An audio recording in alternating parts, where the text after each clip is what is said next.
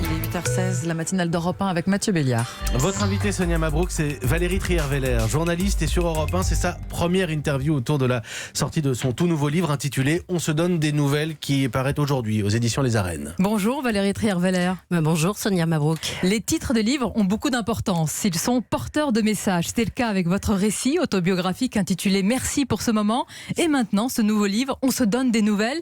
À qui est-il adressé cette fois ? À qui voulez-vous donner des nouvelles ou en avoir d'ailleurs ? Non, mais je veux en donner à tous les gens que je croise et qui me disent à chaque fois: que faites-vous maintenant ? La plupart des gens ont oublié que je suis journaliste, que j'ai été journaliste et que je le suis même à Match depuis 30 ans. Et donc quand on me demande, j'ai toujours cette interrogation, mais il y a des gens qui finalement ne savent pas que j'exerce cette profession depuis si longtemps. Donc voilà, j'ai eu envie de donner des nouvelles et j'ai aimé ce double sens, voire ce triple sens du mot, les informations à titre privé, mais aussi les informations à la radio. On écoute les nouvelles et dans ma famille, on le disait ainsi. Et puis enfin, les nouvelles, c'est des petits récits courts, et puisque c'est ce que je fais dans ce livre. Ni récit, ni roman, vous le dites, ce sont des nouvelles mêlées à vos reportages dans le magazine Paris Match, près de 30 ans de reportages. Alors des nouvelles et un rappel aussi, vous venez de le dire Valérie Trierweiler, certains qui vous croisent qui ne savent pas, ont oublié que vous êtes journaliste, et peut-être les journalistes eux-mêmes qui retiennent davantage votre période élyséenne que vos reportages. C'est vrai qu'au niveau médiatique, ça a un petit peu écrasé tout le reste de ma vie professionnelle. Ça n'était pas ma vie professionnelle, mais évidemment, ces 20 mois passés là-bas ont occulté tout ce que j'ai fait par ailleurs, avant, pendant, et même pendant cette période, moi, je me suis accrochée à mon métier, parce que c'était important pour moi de continuer à être indépendante, et financièrement et professionnellement, et de pouvoir garder ce métier que j'aime plus que tout. Alors je voudrais d'emblée insister sur le premier chapitre intitulé « Mon président ». Ce président auquel vous consacrez les premières pages de votre livre et les plus émouvantes aussi. Ce président dont vous saluez une vie d'engagement. Ce président que vous avez aimé, vraiment aimé. Ce président que vous avez rencontré à l'Élysée. Qui est-il ? Alors ce président que j'ai beaucoup aimé, c'est Julien Lauprêtre, qui a été président du Secours populaire pendant 60 ans, qui a consacré sa vie à cette très très belle association, et il est décédé en mars dernier. J'étais près de lui jusqu'à son dernier souffle, et voilà, et c'est quelqu'un qui aura beaucoup compté dans ma vie et qui vaut la raison de mon engagement auprès du Secours populaire. Une vie d'engagement pour Julien Lauprêtre, l'humanisme. D'ailleurs, il y avait eu beaucoup de réactions sur les réseaux sociaux, les citoyens, les anonymes qui lui ont rendu hommage. C'est aussi votre engagement auprès de lui. On le sait peut-être un peu moins, on l'entend parfois sur Europe 1, mais c'est un engagement que vous portez depuis longtemps. Oui, mais je suis marraine de cette association grâce à lui, parce que c'est lui qui m'a sollicité pour ça. On connaît le Secours populaire qui emmène les gosses, comme il le disait, au bord de la mer chaque année, mais c'est aussi des opérations dans toute la France, de la solidarité partout et pour toutes les générations. Voilà, moi je suis sans doute un peu plus touchée par la cause des enfants, mais ça n'est pas seulement auprès des enfants qu'il agit. On tourne les pages, Valérie Trierweiler, et on arrive à une galerie de femmes, celles qui sont passées par l'Élysée. Il y a Carla Bruni. Vous résumez ainsi votre relation avec Carla Bruni-Sarkozy, ni ennemie ni amie. C'est direct. Oui, mais c'est ça. C'est-à-dire qu'on a une espèce de complicité, et je dirais même de connivence, alors qu'on n'est pas... on est très différentes. On est même sur des positions politiques différentes également, mais on se comprend. On se comprend parce qu'on a traversé quelque chose de commun que Brigitte Macron traverse aujourd'hui, et qui fait que voilà, il y a cette complicité. Et en plus, Carla est quelqu'un de charmant. Et ça m'interpelle quand vous dites que vous êtes sur des positions politiques différentes, c'est-à-dire l'une est de gauche, l'autre est de droite. Alors, j'essaie de deviner je ne sais pas exactement quelles sont les positions politiques de Carla Bruni, mais on sait qui est son mari. Voilà, donc on Vous imagine pensez que forcément elle partage les opinions ? On a eu l'occasion de discuter un petit peu. Oui, elle partage plutôt les opinions de son mari, mais pas surtout. On retrouve aussi dans cette galerie de femmes Brigitte Macron. Elle vous a convié à un déjeuner à l'Élysée en janvier 2019. Y revenir, ça devait être quand même un moment particulier.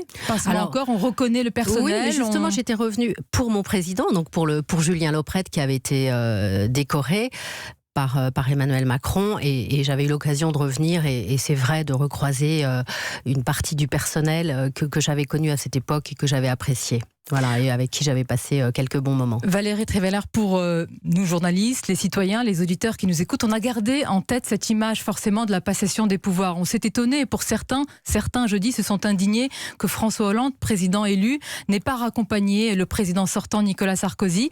Mais votre passation à vous, si je puis dire, elle s'est plutôt bien passée. avec Carla Bruni-Sarkozy. Oui, mais parce que dès les premiers moments, je crois que d'abord, sans doute, entre femmes, les choses sont plus simples. Et puis, il n'y avait pas de question de pouvoir. C'était très différent. Donc, voilà, nous avons parlé un peu d'intendance et finalement de choses assez intimes tout de suite. Donc, ça a placé la relation sur un autre plan. Nous, on n'avait pas de raison de se combattre, elle et moi. Au contraire. Il y a les choses, on s'est soutenus. C'est l'inverse. Alors, c'est intéressant. Vous parlez de soutien. Les charges, les attaques contre Brigitte Macron, même si ce n'est pas la même situation ou le même contexte que vous, ça vous a touché, blessé, rappelé beaucoup de choses également. Oui, bien sûr, et Carla aussi a subi ce genre d'attaque. Bernadette Chirac a subi ce genre d'attaque, on oublie, vous savez, et même si on remonte à Claude Pompidou, avait subi des attaques ignobles, donc ça n'est pas nouveau, et ça n'est pas non plus seulement le fait des réseaux sociaux, parce que ça avait existé bien avant. Elles se sont raccrochées à la solidité de leur couple, je pense à Brigitte Macron, défendue vigoureusement par le président. Carla Bruni, elle attendait sa petite fille, donc ça a été, comme elle dit, elle s'est réfugiée dans une bulle de bonheur, une bulle personnelle, ça l'a beaucoup aidée, et voilà, et quant à Brigitte, c'est la même chose aussi, elle se replie sur sa famille, c'est évidemment le socle dans la vie, c'est quoi ? Même aussi, c'était mes enfants, bien sûr. Vous savez, la famille, c'est l'essentiel, c'est le pilier de notre vie.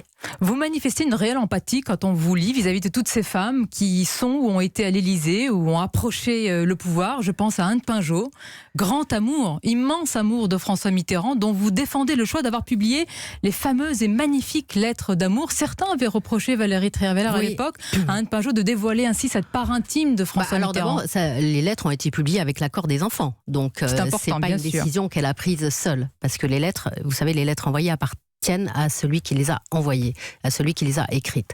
Donc d'abord, c'est une œuvre littéraire. Elles sont magnifiques, ces 1200 lettres que j'ai lues en 2 ou 3 jours. Et oui, c'est aussi un document pour l'histoire, parce que c'est des lettres, je crois que c'est sur 20 ou 30 ans, je sais, j'ai plus le souvenir exact, mais elles sont magnifiques. Et donc oui, je trouve que c'était une bonne décision. On sort de l'admiration pour cette histoire d'amour. Vous l'avez peut-être rêvé, histoires d'amour qui durent, bien sûr. N'est pas Mitterrand qui veut. Voilà, n'est pas Mitterrand qui veut, bien sûr. C'était une autre génération. C'était la génération, à l'époque, on prenait la plume et on écrivait des lettres magnifiques. Vous êtes sûr que c'est seulement une question de génération ? Je crois, je ne suis pas sûre qu'aujourd'hui, les jeunes prennent encore... on envoie des mails, mais ça n'est pas la même chose. Et puis, il y a le chapitre que beaucoup certainement attendent, celui consacré à François Hollande, intitulé « Merci pour ces lendemains ». Pourquoi vous l'appelez Hollande comme ça ? Alors juste le nom de famille. Vous me dites ce chapitre, il y a 20 chapitres. Donc ce sont, sur François Hollande, ce sont 3 pages sur 300 au total. Je n'en aurais pas parlé, on m'aurait sans doute reproché de ne pas le faire, puisque ça a été une partie de ma vie. Mais voilà, je tiens à dire qu'il y a 20 chapitres. Vous avez raison de le rappeler, mais si je vous pose la question, Valérie Trierweiler, c'est que j'y ai vu aussi une analyse politique, parce que certains à l'époque vous reprochez même d'avoir des analyses politiques, oubliant votre rôle de journaliste. C'est ça, je ne suis plus journaliste politique, mais je l'ai été pendant près de 20 ans. Donc c'est pas rien, ça s'efface pas comme ça. J'ai été totalement passionnée par la politique et que j'ai continué à regarder, que j'ai continué à observer, y compris quand j'étais... Vous observez tellement bien que vous avez percé sa stratégie, François Hollande. D'ailleurs, vous m'avez pas répondu, pourquoi l'appeler Hollande ? Parce que c'est comme ça que je l'appelais lorsque j'étais journaliste politique et que j'avais l'occasion de le suivre dans des déplacements et que j'écrivais sur lui. Et j'imagine vous-même, quand vous parlez des hommes politiques que vous recevez, vous appelez j'essaye toujours quand même d'évoquer le prénom, le nom de famille, mais je parlais évidemment, je posais la question par rapport évidemment au parcours et au passé que vous avez avec lui. Mais ce qui est intéressant, Valérie Trierweiler, c'est que vous percez sa stratégie, vous le placez de nouveau, dites-vous, dans la course à la présidentielle. Qu'est-ce qui vous fait dire cela ? Est-ce qu'il vous l'a dit ? Est-ce que c'est une confidence ? Non, je vois, non, parce que je n'ai plus de contact, mais je vois quand il s'est engagé dans la primaire en 2010-2011, qu'il était à 3% et que personne ne croyait en lui. Voilà, il s'est lancé dans la stratégie des petits pas, c'est-à-dire un pas après l'autre, et il a remonté la pente ainsi. Donc là, aujourd'hui, personne ne croit. Bon, j'y crois guère aussi, mais ces séances de signature sont comme une campagne électorale. Ce sont autant de petits cailloux sur le chemin qui, en tous les cas dans sa tête, pourraient le mener de nouveau à l'Élysée. Moi, je ne dis pas qu'il peut y arriver, je dis juste qu'il doit y penser.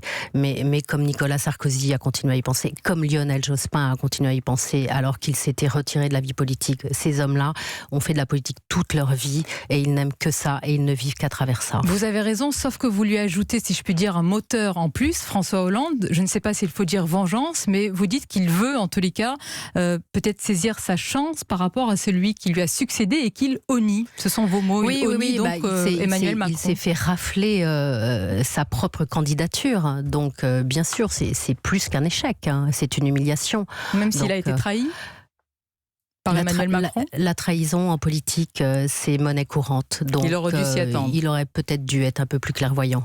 Malgré tout, et pour conclure, Valérie Trierweiler, vous lui dites merci. Merci pour ces lendemains. Oui, je dis merci pour ces lendemains parce qu'aujourd'hui, ça peut paraître bien sûr, parce que je suis aujourd'hui très heureuse dans ma vie personnelle. Je suis amoureuse et je suis heureuse professionnellement. Je suis heureuse avec mes enfants et j'ai une liberté que je n'avais plus à une période de ma vie.